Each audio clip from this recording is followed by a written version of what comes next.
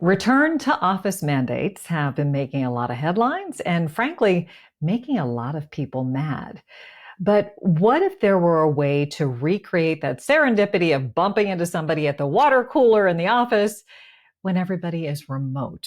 What I'm alluding to is something called spatial working. And I have a really interesting conversation with Lisette Sutherland, who is the director of Collaboration Superpowers, about how spatial working works.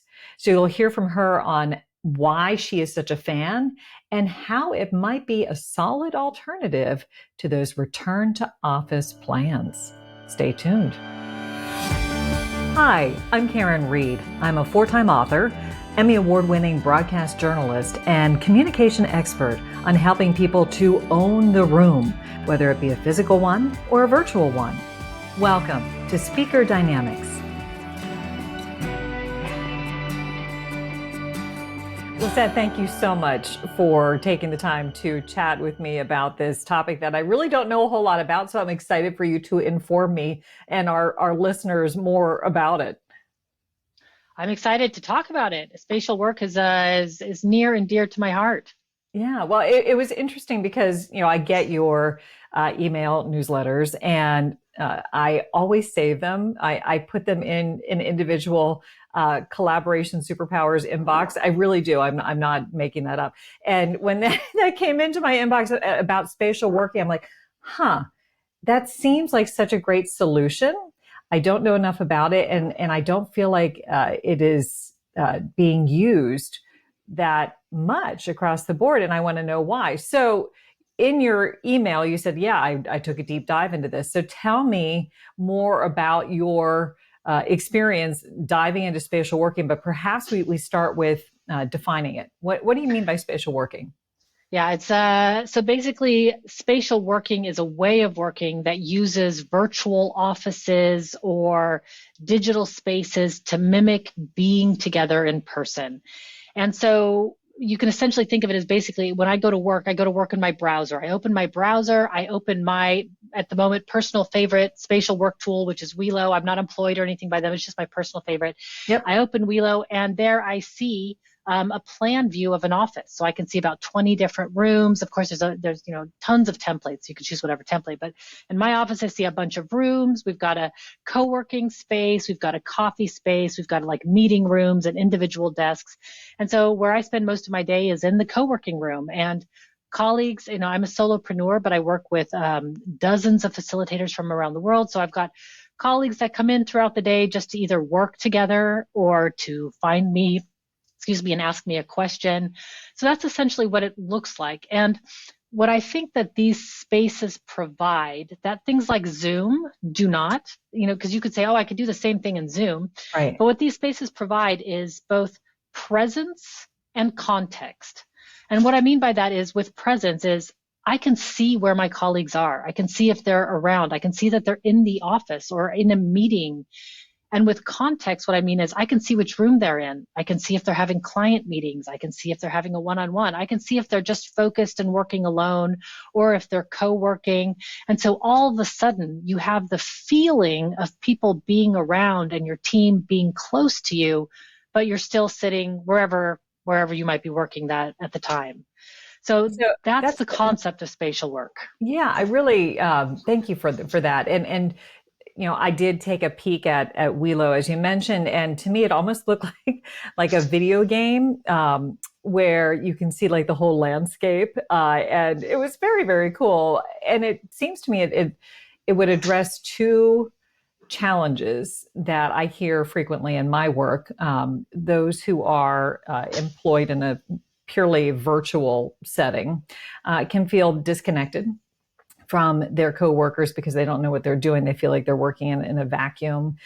So if you can see that, Lisette is at the next desk over, doing some work, that creates a level of togetherness. But also for managers who, for better or worse, feel like they don't have control over what their people are doing.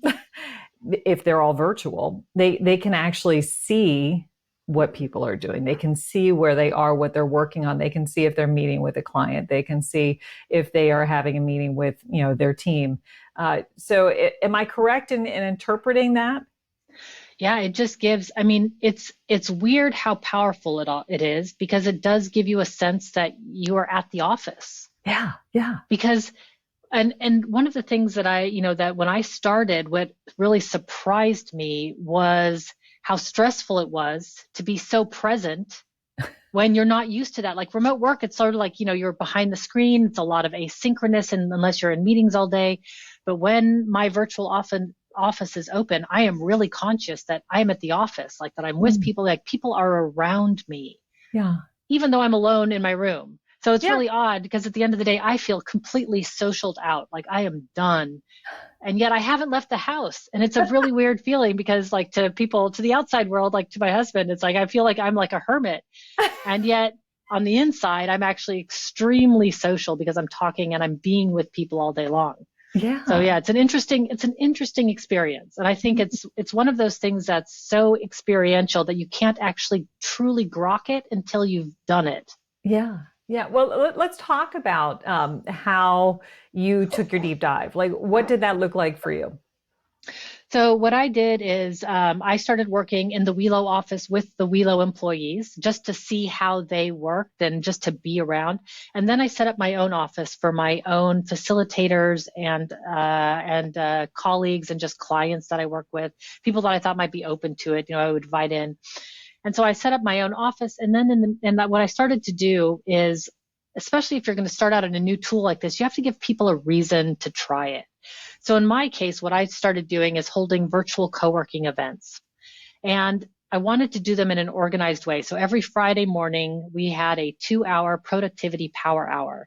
And we would do 3 30-minute focus sessions. And people would just come in, and you could stay in the same room as other people, or you could go into your own room. But we would start with virtual co-working. And then, people started to catch on, and conferences started to ask me to run networking events for their conferences. And so I started running networking events every week and just having people come in. And the way we would structure it is, we would start by doing speed networking. So 3 rounds of speed networking. Everybody would choose their room, and then switch it up again for the next question. And then we would do a deep dive. So we would have 3 topics. Each room would be named for the topic. And then we would say, go to the room where the topic, speaks to you the most. Mm-hmm. So people would just separate. And then I'd say, well, you could also use the law of 2 clicks. If for some reason you're done with the topic, or it's finished, or it's resolved, or you just don't like it, move yourself to the other room. Like you have agency and autonomy to do whatever you want. And what we noticed is, after all of these events, people would keep hanging out. You would have all kinds of side conversations, people like, hey, let's go to the kitchen and just go talk there for a bit. Or, hey, let's go to the other meeting room. So instead of closing the Zoom and everybody's gone, those who want to hang find a way to sort of hang and stay and be together for however long it needs to be. And that's just not possible in the traditional tools. Yeah, for sure. One of the things that always vexes those who are, in this virtual and even the hybrid space is that, your time with others is so defined, and often it's defined by the default meeting length that is specified, whether it be 30 minutes or 50 minutes, and perhaps it's a conversation that only requires a 5-minute chat. And with this space, it seems like it would be easier to just knock on the virtual office door and say, hey, do you have a minute? I have to ask you a quick question. And then you get that 5-minute conversation done within 5 minutes, and it's not clogging up your calendar. Did you find that to be the case?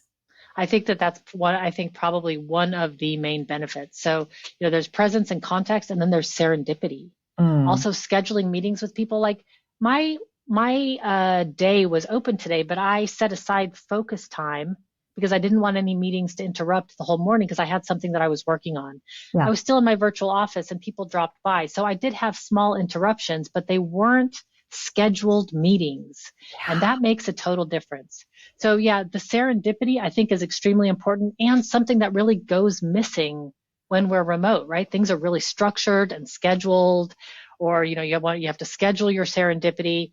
And really, I think too many meetings and not being able to get a hold of people like in days or weeks, I think that's a symptom of we're doing it wrong.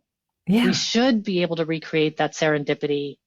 And I think these kind of virtual spaces gives that opportunity. I mean, you can do it in other ways, but this way feels so much more natural. It just sort of happens naturally. Yeah, scheduled serendipity is definitely an oxymoron. So, Right? yeah, but I think you're absolutely right. It is a signal that the way we have been attempting to do virtual well uh, can be improved. So let's talk a little bit about why this isn't more of a thing. I spent a lot of time in this space, and I was still a novice, a newbie when it came to this concept of spatial working. Why do you think it's been under the radar? Is it cost? Is it like what's the barrier to people Well, checking it out? I think one, it's weird. Right? It's like if you didn't grow up with video games or you're like totally like, that's not your thing or, it just, and it's not like a video game. It's so much easier, but Yeah. it has that video game look indeed. But so I think the first hurdle is it's weird. Hmm. And not only, and it's another tool. Mm-hmm. Everybody's like, what do we need this for? I've already got Teams. I've already got Zoom. I've already got Slack. I am overloaded with notifications. And I'm like, yeah, that's the symptom. That's the symptom. You're overloaded with notifications. Like there Right. is an easier way, like this kind of way of working. It doesn't just change your workflow. It changes how you behave as a team. And so I think the barrier is it's another tool. It's weird. People are already tired and overloaded. So adding something else to your workflow, I mean, everything, especially something like this, because before things get better and more productive, they're going to get worse because Mm-hmm. everybody has to get used to doing it. The next barrier is, of course, everybody has to try it because if you're the only one working in the office or if it's just you and one other person, that's not going to be as powerful as if you get the whole team together trying it out. So, yeah, I think it feels unnecessary. Mm-hmm. And yet, the return to office mandates, people are willing to try return to office mandates before they're willing to try these tools. And I almost feel like I'm going crazy. It's like I'm in a swimming pool and it's super warm and comfortable and there's all these pool toys around. And I'm like, I don't understand why nobody's getting in the pool. And it feels like everybody's standing around the pool going like, oh, it sure looks good in there. I wish we could get in. I wish I could get in that swimming pool. Like, wait, it looks really nice in there. And I'm sitting like, yeah, I don't know why you don't get in. Yeah. Come Yeah. on. So I almost feel like I'm going crazy because it just seems like with all the complaints of leadership saying, people are disappearing, productivity is down, company culture is suffering. And yet there's this tool that does exactly that. So I'm not sure what the hesitation is. I don't know if it's too new. They've been around for a decade. So it's hard to Hmm. say that it's too new. Yeah. Is there a size of organization where it works better or doesn't work as well? You mentioned like the idea of having two people, but you're a solopreneur and you found a lot of value in it. So I guess I'm sort of answering my own question, but I'll put it out to you. Is there an ideal organization where you think, okay, you should definitely try this? I would say if you're a team and you've got 5 or more people, it's like, 150 people in the same virtual space is also going to be overwhelming. They do have offices that accommodate that. That is also overwhelming. There's a lot of movement going around. But I would say if you're a small or medium-sized team, this is a must try. I mean, just try it for a month and see what happens. Just to that's my advice. Just try it for a month and see what happens. But yeah, small, medium-sized business, those are the easiest ones to start. And I would just say, you don't even have to apply it to your entire company. Try just your team. That's the best place to start. Just see what that's like with your team. But so far, the widespread scale of this, I have never seen it in a super big organization. I've just not Hmm. seen that yet. Yeah, it would be a little bit scary to see all of those, avatars like moving around in the And also different not space. really useful. I mean, if you Right. were at a business, like if you were at an office, 150 people in the same room would also be weird.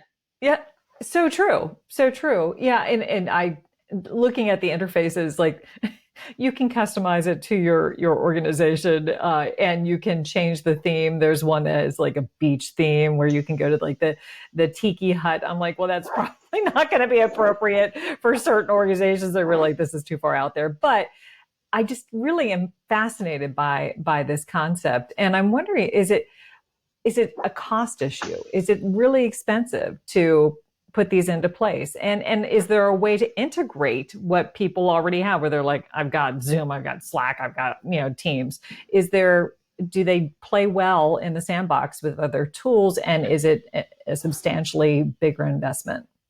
It depends on the tool. There are many different. Welo is not the only virtual office out there. Right. There's also GatherTown and Kumo Space and Jamscape, and each one has sort of a different layout. Different tools integrate differently, but really it doesn't replace anything that you've already got. All these tools, they all have chat, they all have video. So, I mean, maybe you would replace Zoom or Teams if you had, the video component of that, but I don't see that happening because it's so different. It's just such a different interface. Yeah. I think it lays on top of everything that you have because it's really your visual guide to where your team is and what they're doing. Yeah. So really, the problem it's solving is the lack of connectedness. Is that correct? Presence and context is really that's really what it's solving. Yeah. So it's not, it's not meant to replace your standard video conferencing tool, though it could. They all have video integrated. Yeah. But pros and cons and all the limitations on that. But really what it does provide is like a floor plan of your virtual organization. Yeah. And where everybody is in that floor plan. And that's what and it's surprisingly powerful. Yeah. So let's talk about those who want to dip their toe into the water on this. Like how do you suggest they begin? You mentioned that idea of, you don't have to apply it to your entire organization. Yeah, I would definitely never start there with any experiment or any change. Change is always sort of slow. Also, the most important thing is you have to show the value to the people that you're working with, like what's in it for them. So what I would say is one, find your champion. Somebody in the organization who has that feeling that things could be better, that it's, like something's off. So you need to find that person, that's your champion in there. And then you have to find a way, how do you make it a habit for people to want to come in? So maybe it's the virtual co-working, maybe it's daily coffee sessions, it has to, maybe it's just office hours, so it's just like, hey, stop by. I'm going to be available every morning, Monday through Friday. You can stop by my office if you need me, kind of just giving people the excuse to come in. And then, I think I started with always show the value. What's in it for them? That's just sort of the key. And it's hard to show the value with an experiential tool. Yeah. How much time should you allot to this experiment? Like, you can't try it for a week and be like, oh, this didn't work. Like, what do you think is a good, period of time to really assess whether it's going to work for you and your team? I would give it 3 to 6 months.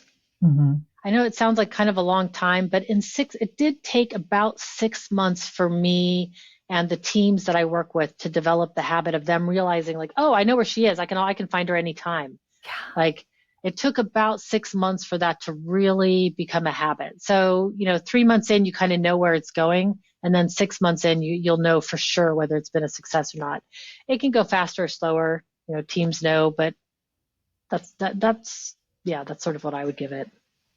And thinking about the return to office, that does seem to be the default. But there is an alternative that is not being tried. Do you think it is a lack of awareness that is keeping people from experimenting with this more?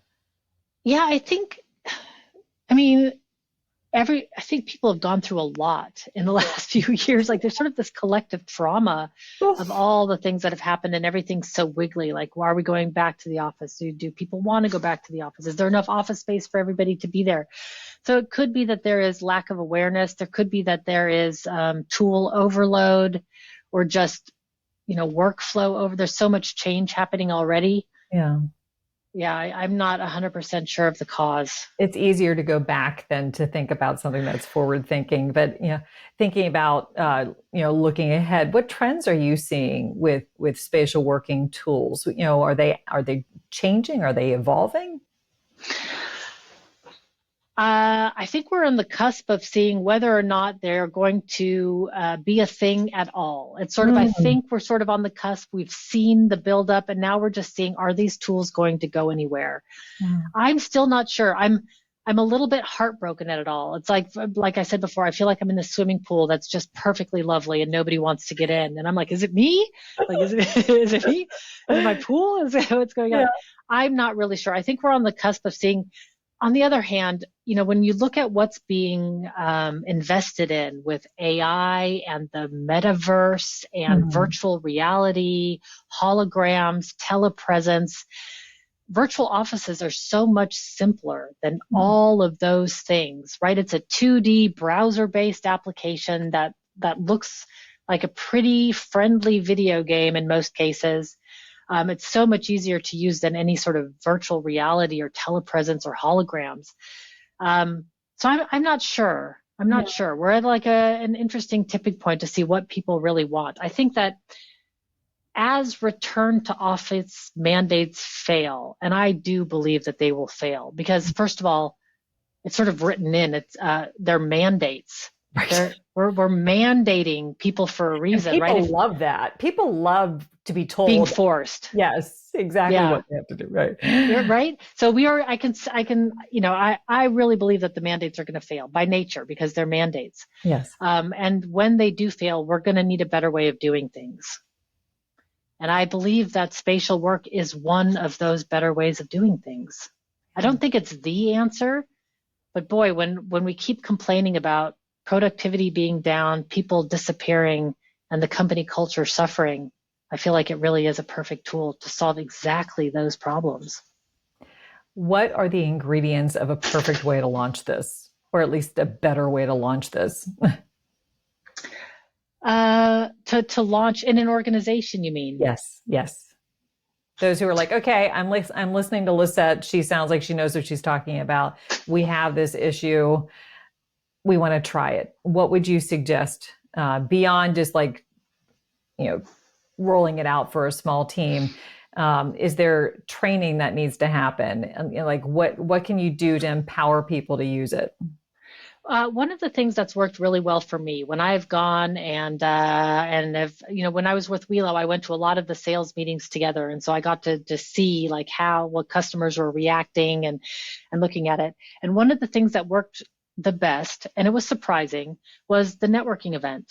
Hmm. Have people just come in for a networking event because people want to meet each other from other departments, from other branches, or people that they've just not seen, or these large organizations, you work with people all over the world that you never get a chance to really meet. So I would say start with a networking event. Have Hmm. people just come in, and when you experience the tool, you get it. Hmm. All you need to do is get people in and Yeah. give them a reason to move around. I believe that. And then once they're in, they'll either see the value or they won't. Yeah. They'll see how they can apply it to their team or not. But I would say run a networking event. Call me. I'll run the networking event for you.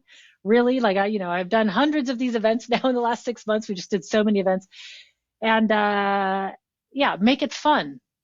It shouldn't be a chore to do this. What Yeah. you're trying to build here is camaraderie, so it can't be a chore and it can't be mandated. So don't make people do it. But I would say holding these networking events, people need them anyway. Holding virtual co-working sessions, people want those anyway because you want to be productive with each other. Those are two really great ways to start.